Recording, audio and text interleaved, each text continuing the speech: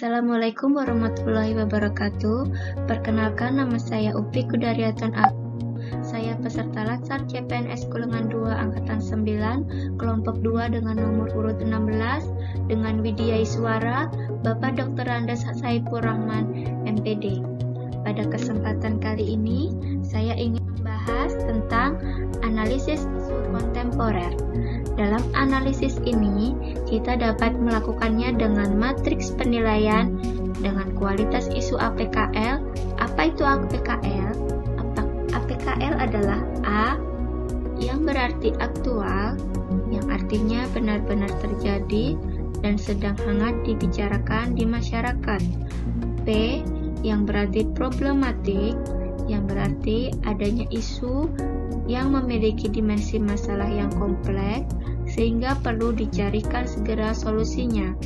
Kemudian K yaitu khalayak, yang berarti isu yang menyangkut hajat hidup orang banyak, dan yang terakhir adalah L yaitu kelayakan, yang berarti isu masuk akal dan realistis serta relevan untuk dimunculkan inisiatif pemecahan masalahnya. Dari APKL ini, saya mendapatkan isu sesuai tupoksi saya. Yang pertama, masih kurangnya pelaksanaan inisiasi menyusu dini oleh bidan dengan nilai A 4, problem 3, khalayak 4, kelayakan 3 dengan jumlah 15. Kemudian yang kedua, belum optimalnya bidan dalam melakukan komunikasi terapeutik dalam memberikan asuhan kebidanan dengan nilai aktual 5, problematikanya 4, khalayak 4, kelayakan 4 dengan jumlah 17.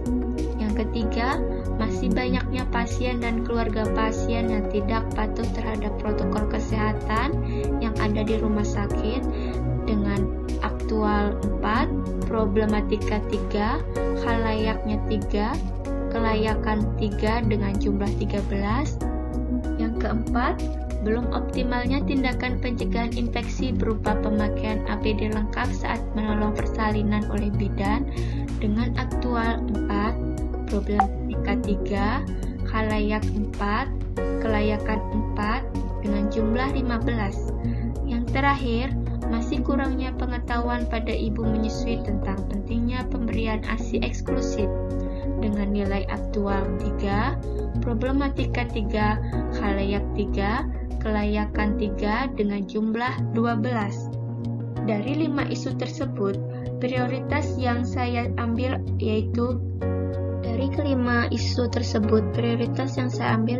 poin kedua yang berisi tentang belum optimalnya bidan dalam melakukan komunikasi terapeutik dalam memberikan asuhan kebidanan. Selanjutnya, saya melakukan penilaian matrik dengan teknik USG yang U berarti urgensi, yaitu seberapa mendesakkah suatu isu itu harus dibahas, dianalisis, dan ditindaklanjuti. Kemudian S yang berarti seriousness, yaitu seberapa seriuskah isu itu harus dibahas, dikaitkan dengan akibat yang ditimbulkan.